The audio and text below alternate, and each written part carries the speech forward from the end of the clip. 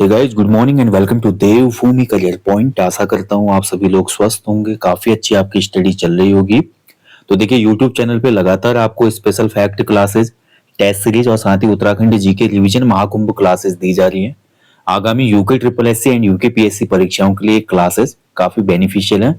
मैं बार बार आप लोगों से रिक्वेस्ट करता हूँ, जितनी भी टॉपिक, टेस्ट सीरीज या क्लासेस आपको दी जा रही है यूट्यूब पर, इनको फॉलो कीजिएगा, क्योंकि बहुत ही महत्वपूर्ण इसमें आपको फैक्ट मिलते हैं और साथ ही एक रिवीजन भी आपका बहुत बेहतर हो जाता है। ठीक है, आज इसी क्रम में देखेंगे उत्तराखंड जीके, जो हमारी स्पेशल फैक्ट क्लास चली थी, इसका भाग 20। मैंने आपका भाग 17 से शुरू किया था। महात्मा गांधी जी की उत्तराखंड की धरती में जो यात्राएं हुई थी, गांधी जी ने 8 बार उत्तराखंड की यात्रा की थी। 8 बार उत्तराखंड की धरती में गांधी जी आए थे। ठीक है, आज लास्ट टॉपिक होगा ये गांधी जी की उत्तराखंड यात्रा का। अब इसमें हम देखेंगे आज गांधी जी की, पहले तो हम देखेंगे जो छठी यात्रा हुई थी। तो छठी यात्रा गांधी जी ने की थी आपकी 1931 में। तो गांधी जी की छठी यात्रा नैनीताल की हुई थी। और नैनीताल की क्यों हुई थी ये भी महत्वपूर्ण है। उस समय देखिए, संयुक्त प्रांत के जो गवर्नर थे वो थे मैल्कम हैली। तो मैल्कम हैली जी ने गांधी जी से पत्राचार किया और गांधी जी को विशेष आग्रह किया कि आप प्लीज आइए और जो संयुक्त प्रांत का नैनीताल क्षेत्र है, यहाँ की जनता और यहाँ के जो किसान है उनको संबोधित कीजिए। उस समय देखिए, देश में किसान आंदोलन होने का कहीं ना कहीं एक बहुत बड़ा ये अंदेशा लग रहा था कि बहुत व्यापक पैमाने पे किसान आंदोलन हो सकता है। तो उस किसान आंदोलन को पहले से ही रोका जा सके रणनीति के तहत, इसको देखते हुए ब्रिटिश हुकूमत की तरफ से गांधी जी को पत्र किया। और इसमें आपका ये भूमिका किसने निभाई? गवर्नर मैल्कम हैली ने। संयुक्त प्रांत का गवर्नर था उसमें। अब गांधी जी इसके बुलावे पे आ जाते हैं नैनीताल, और गांधी जी ने छठी जो हमारी उत्तराखंड की धरती की यात्रा की थी 18 से 23 मई को की थी, ये आपको याद रखना है। नैनीताल फिर से गांधी जी आए थे। जो ऑब्जेक्टिव था, मुद्दा था, संयुक्त प्रांत के किसानों का बढ़ता कृषि संकट। कृषि संकट उसमें काफी ज्यादा हो रहा था संयुक्त प्रांत के जो एरियाज थे। अब नैनीताल में उसमें देखिए इंक्लूडेड था, नैनीताल का जो हल्द्वानी रीजन है, हल्द्वानी के अलावा काशीपुर का रीजन था, रुद्रपुर वाला रीजन था, तराई का जो रीजन था वो नैनीताल में इंक्लूडेड था उसमें। तो यहाँ पर किसानों का कृषि संकट बढ़ रहा था।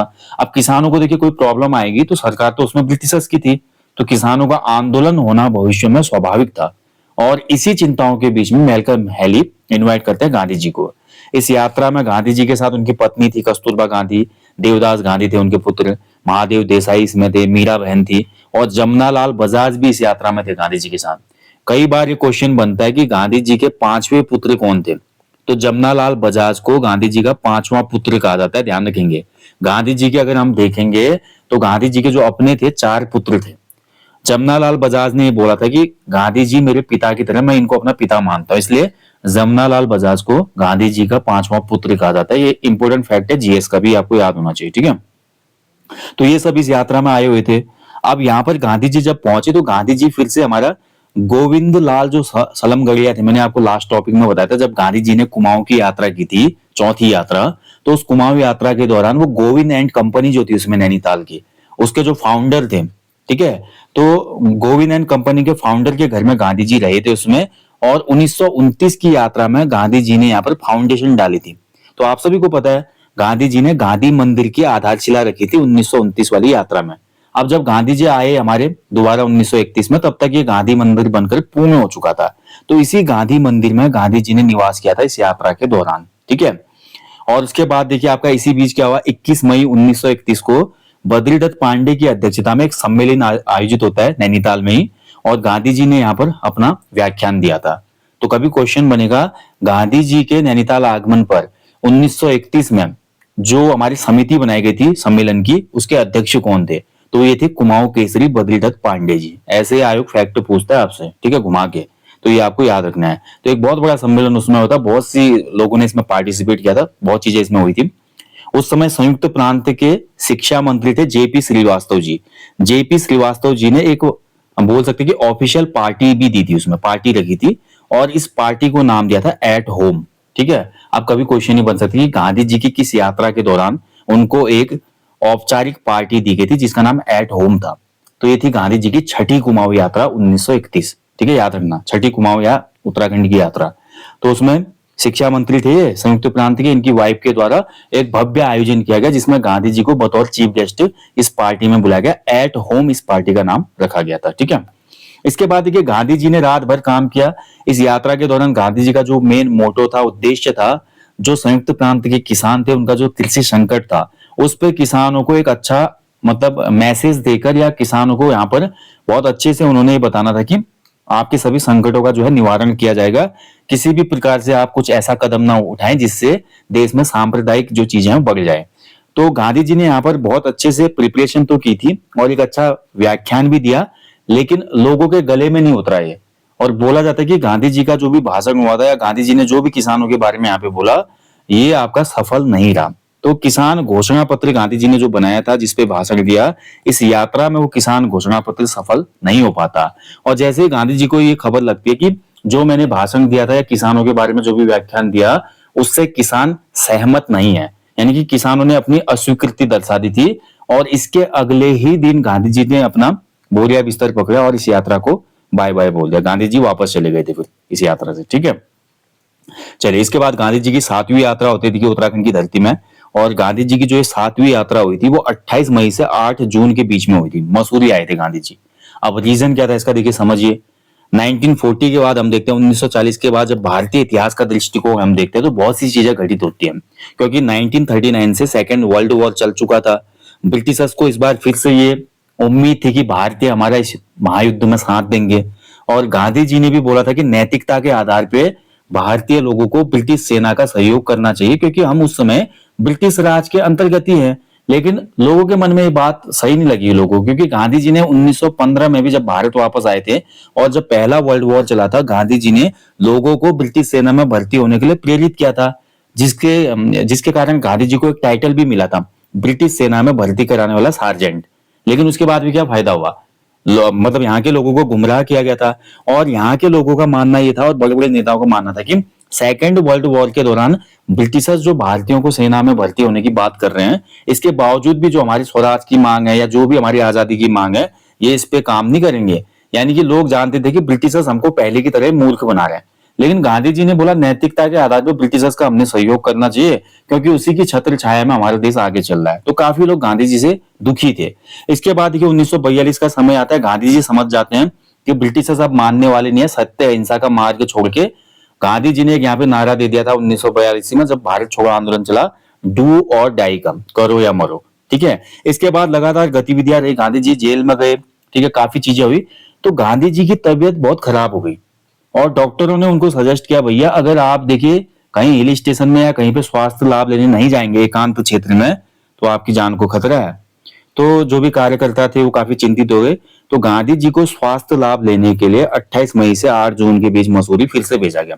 यहाँ पर गांधी जी ने कोई भी सभा नहीं की, गांधी जी ने यहाँ पर कोई भी सार्वजनिक कार्यक्रम नहीं किया, केवल गांधी जी ने यहाँ पे राम भजन किए। उसके अलावा जो भी हमारा एकांत जो मौन जो गांधी जी के क्रियाकलाप होते थे उनको यहाँ पर आयोजित किया गया था। इसलिए यहाँ पर मसूरी की जो यात्रा की गांधी जी ने 7वीं उत्तराखंड में, ये केवल गांधी जी के स्वास्थ्य लाभ के लिए थी, ठीक है, हेल्थ बेनिफिट के लिए। क्योंकि गांधी जी 1946 में आप देखेंगे 77 वर्ष के हो चुके थे।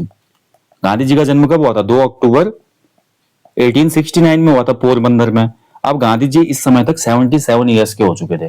तो कहीं ना कहीं शरीर बूढ़ा हो चुका था भाई, तो इसलिए गांधी जी ने यहाँ पे शांत प्रवास किया था इस यात्रा के दौरान, ठीक है। इसके बाद देखिए गांधी जी 8वीं यात्रा पे आते उत्तराखंड में, और ये उत्तराखंड में गांधी जी की अंतिम यात्रा थी। हरिद्वार में गांधी जी आए थे 21 जून 1947 को। रीजन क्या था, रीजन बहुत बड़ा था। 3 जून 1947 आप सभी को पता है माउंटबेटन योजना आती है, और जो भारत का अंतिम गवर्नर जनरल था माउंटबेटन, उसने साफ साफ स्पष्ट कर दिया था कि अब भारत के 2 हिस्से होने तय हो गया था। विभाजन योजना भी इसको हम बोलते हैं ना, एक जो मुस्लिमों का राष्ट्र बनेगा पाकिस्तान नाम से, और एक भारतीयों का जो है देश बनेगा इंडिया, ठीक है।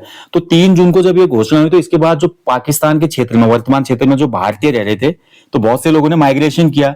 यहाँ के जो मुस्लिम थे वो पाकिस्तान जाने लगे। आपने इस पे एक मूवी भी देखी होगी, जो गदर मूवी आई थी, गदर एक प्रेम कथा, एक मूवी है इस पे। उस मूवी की शुरुआत ही इससे होती है कि ट्रेनों में भर भर की लाशें आ रही थी। उसमें पाकिस्तान से जो ट्रेन भारत आ रही थी उसमें हिंदुओं की लाश थी, यहाँ से जो ट्रेन पाकिस्तान जा रही थी उसमें मुस्लिमों की लाश थी।